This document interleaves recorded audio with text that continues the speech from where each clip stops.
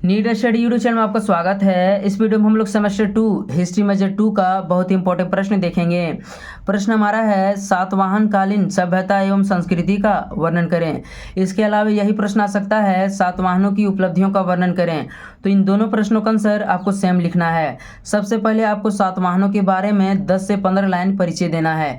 तो पहला हेडिंग हम लोग परिचय देंगे, इसको देखते हैं हम लोग। सातवाहन वंश, जिसे आंध्र सातवाहन वंश के नाम से भी जाना जाता है, इस वंश की स्थापना सिमुक ने की थी, जो दक्षिण भारत के कृष्णा और गोदावरी नदी के तट पर विस्तृत था। इनकी राजधानी प्रतिष्ठान थी। तो जो सातवाहन वंश है, इसे आंध्र सातवाहन वंश भी कहा जाता है। इसकी स्थापना सिमुक ने की थी। जो यह सातवाहन साम्राज्य था, ठीक है, यह दक्षिण भारत के कृष्णा और गोदावरी नदी के तट पर विस्तृत था। इनकी राजधानी प्रतिष्ठान यानी महाराष्ट्र थी। ठीक है, आगे देखते हैं। सातवाहन वंश एक ब्राह्मण वंश था, जिन्होंने अपने सभ्यता एवं संस्कृति के विकास में अपना महत्वपूर्ण योगदान दिया। तो सातवाहन वंश एक ब्राह्मण वंश था। क्या था? ब्राह्मण वंश। इन्होंने अपने सभ्यता एवं संस्कृति के विकास में कई योगदान दिए हैं, उन्हीं को अभी हम लोग देखेंगे। देखते हैं आगे हम लोग। नेक्स्ट हेडिंग हम लोग देंगे सातवाहन वंश की सभ्यता एवं संस्कृति। तो अब हम लोग सातवाहनों की सभ्यता एवं संस्कृति को एक एक करके देखते हैं। पहला पॉइंट हमारा है मातृसत्तात्मक व्यवस्था। सातवाहन कालीन समाज मातृसत्तात्मक थी, क्योंकि इस वंश के राजाओं के नाम के पहले उनकी माताओं के नाम का उल्लेख है। लेकिन जब राजा बनने की पारी आती थी तो ऐसा नहीं था, राजा हमेशा पुरुष ही बनते थे। तो देखो, जो सातवाहनों की पहली विशेषता है वह मातृसत्तात्मक थी, यानी जो सातवाहन कालीन समाज थी वह मातृसत्तात्मक थी। इस वंश में या जो सातवाहन वंश था, इसमें यह देखा गया कि अधिकतर जितने भी राजा थे उनकी नामों के पहले उनकी माताओं का नाम उल्लेख है। इससे अनुमान लगाया जाता है कि जो यहाँ की सभ्यता थी वह मातृसत्तात्मक थी। लेकिन जब राजा बनने की पारी आती थी तो ऐसा नहीं था, राजा हमेशा पुरुष ही बनते थे। देखो, समाज में महिलाओं का सम्मान तो किया जाता था, लेकिन राजा हमेशा पुरुष ही बनते थे। तो सातवाहनों की पहली विशेषता को आप समझ गए होंगे, यहाँ की जो सभ्यता थी वह मातृसत्तात्मक थी। नेक्स्ट हेडिंग हम लोग देंगे समाज। सातवाहन कालीन समाज मातृसत्तात्मक थी, जो वर्ण व्यवस्था पर आधारित थी। समाज 4 वर्गों ब्राह्मण, क्षत्रिय, वैश्य और शूद्र में बटा था। समाज में महिलाओं की स्थिति अच्छी थी। शासक के अभाव में महिलाएं भी शासन चला सकती थी। तो देखो, जो सातवाहन कालीन समाज था यह मातृसत्तात्मक थी, जिसे हम लोगों ने पहले पॉइंट में ही देख लिया। इसके अलावा जो समाज था वह वर्ण व्यवस्था पर आधारित था, यानी कि जो समाज था वह 4 वर्गों ब्राह्मण, क्षत्रिय, वैश्य और शूद्र में बटा था। यहाँ पर महिलाओं की स्थिति अच्छी थी। शासन के अभाव में या शासक के अभाव में महिलाएं भी शासन चला सकती थी। यहाँ का जो जीवन था वह कृषि आधारित थी, लेकिन लोग पशुपालन के साथ वाणिज्य व्यापार भी करते थे। ठीक है, तो यह सातवाहनों की समाज के बारे में था, इसको नोट कर लीजिए। नेक्स्ट देखते हैं हम लोग। तीसरा पॉइंट हम लोग देंगे धर्म। सातवाहन वंश ब्राह्मण वंश था। ये वेदों और धर्म शास्त्रों के अनुसार शासन करते थे। इस समय अज्ञों और कर्मकांडों की प्रधानता थी। नाना घाट अभिलेख से यह जानकारी मिलती है कि सातकर्णी प्रथम ने राजसु यज्ञ और 2 बार अश्वमेध यज्ञ कराया था। तो देखो, जो सातवाहन थे वे ब्राह्मण थे, यानी यह ब्राह्मण वंश था। तो ब्राह्मण वंश होने के कारण जो यहाँ की जो भी शासक होते थे वे वेदों और धर्म शास्त्रों के अनुसार शासन चलाते थे। इस समय ब्राह्मणों की प्रधानता होने के कारण यज्ञ और कर्मकांड ज़्यादा होते थे। ठीक है, यानी ये लोग कर्मकांडों पर ज़्यादा विश्वास रखते थे। नाना घाट अभिलेख से यह जानकारी मिलता है कि जो सातकर्णी प्रथम है, इन्होंने राज्याभिषेक के दौरान राजसु यज्ञ और 2 बार अश्वमेध यज्ञ कराया था। आगे है, यहाँ के लोग वासुदेव, सूर्य, इंद्र और चंद्र आदि की पूजा करते थे। ठीक है, तो यह था उनकी धार्मिक स्थिति या धार्मिक जीवन। आशा है कि आप इसको समझ गए होंगे। नेक्स्ट पॉइंट हम लोग देखते हैं। नेक्स्ट हेडिंग हम लोग देंगे शिक्षा। सातवाहन वंश के शासकों ने शिक्षा एवं ज्ञान के विकास में काफी जोर दिया। इनके समय में मंदिर, मठ और गुरुकुल शिक्षा के केंद्र होते थे, जहाँ पर मुख्यतः वेदों की शिक्षा दी जाती थी। चूंकि ये ब्राह्मण थे, अतः इस समय शास्त्र, पुराण, काव्य, नाटक, आयुर्वेद व इतिहास अध्ययन के मुख्य विषय होते थे। तो देखो, जो भी सातवाहन वंश के शासक हुए, इन्होंने शिक्षा के क्षेत्र में या ज्ञान के क्षेत्र में अपना अहम योगदान दिया है, यानी इनका काफी महत्वपूर्ण योगदान रहा है। इनके समय में यानी सातवाहनों के समय में मंदिर, मठ और गुरुकुल शिक्षा के केंद्र होते थे, जहाँ पर वेदों की शिक्षा दी जाती थी। इस टाइम शास्त्र, पुराण, काव्य, नाटक, आयुर्वेद व इतिहास इनके अध्ययन के मुख्य विषय होते थे।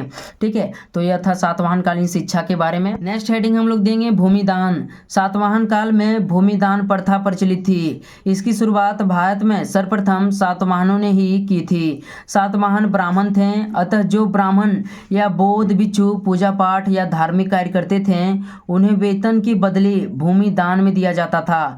तो जो सातवाहन काल है, इस टाइम में भूमिदान प्रथा प्रचलित थी। इसकी शुरुआत सर्वप्रथम सातवाहनों ने ही की थी। यानी भूमिदान की जो प्रथा है सर्वप्रथम सातवाहन वंश में ही देखने को मिलता है। जो भी मतलब सातवाहन थे वे सभी ब्राह्मण थे, अतः इस टाइम जो भी ब्राह्मण या बौद्ध भिक्षु होते थे जो पूजा पाठ या धार्मिक कार्य करते थे उन्हें धार्मिक कार्यों के बदले भूमि दान में दिया जाता था। तो जो भूमि दान की प्रथा है यह सातवाहनों की देन है। ठीक है, इसके अलावा एक पॉइंट और नोट में आपको यहाँ लिखना है, दान वाली भूमि प्राय कर मुक्त होती थी। यानी जो भी भूमि दान में दिया जाता था, ठीक है, वहाँ मतलब वो कर मुक्त होता था, यानी उस क्षेत्र से कर नहीं लिया जाता था। तो इसको भी आप समझ गए होंगे।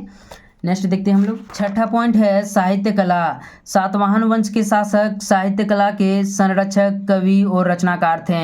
उन्होंने अपने राज्य में प्राकृत और संस्कृत भाषाओं के साथ साथ अन्य भाषाओं को भी संरक्षण दिया। इनके समय में कई साहित्यिक ग्रंथों की रचना हुई। तो देखो, जो भी सातवाहन वंश के शासक थे उन्होंने खुद से, ठीक है, कई साहित्यिक ग्रंथों की रचना की। जो भी उनके साहित्यिक ग्रंथ होते थे वे प्राकृत व संस्कृत भाषा में होते थे। इसके अलावा अन्य कई भाषाओं में उन्होंने कई ग्रंथों की रचना की और साहित्य क्षेत्र में अपना योगदान दिया। तो उन्हीं ग्रंथों को हम लोग एक एक करके देखते हैं। तो पहला हमारा है गाथा सप्तशती, जो हॉल के द्वारा लिखा गया है। हॉल सातवाहन वंश का एक प्रमुख शासक था। ठीक है, इन्होंने गाथा सप्तशती की रचना की है, ये प्राकृत भाषा में थी। दूसरा हमारा है बृहद कथा कोश, जो गुन्हाटी के द्वारा लिखा गया है। ठीक है, नेक्स्ट हम लोग देखते हैं। तीसरा हमारा है कानतंत्र। कानतंत्र यह सरवर्मन के द्वारा लिखा गया है, जो संस्कृत भाषा में है। इसके अलावा एक पॉइंट आपको पूरा ध्यान रखना है अच्छी तरह से। ठीक है, जो चौथा पॉइंट है इसको एकदम आपको ध्यान में रखना है तो रखना है। चौथा पॉइंट क्या है, मनुस्मृति की रचना सातवाहनों की टाइम में ही हुई थी। इसकी रचना मनु ने की थी।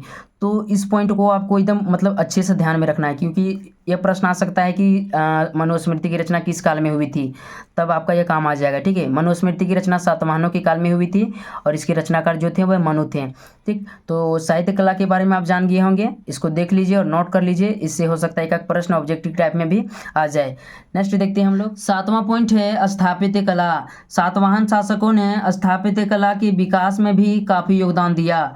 इन्होंने हिंदू मंदिरों के साथ साथ बौद्धों के लिए स्तूपों, गुहा विहारों, चैत्यों तथा पत्थरों को काटकर मूर्तियों और स्तंभों का निर्माण करवाया, जो अपने आप में देखने लायक है। तो जो सातवाहन वंश थे इन्होंने स्थापत्य कला के क्षेत्र में भी कई योगदान दिए। इनके टाइम में कई हिंदू मंदिरों का निर्माण हुआ।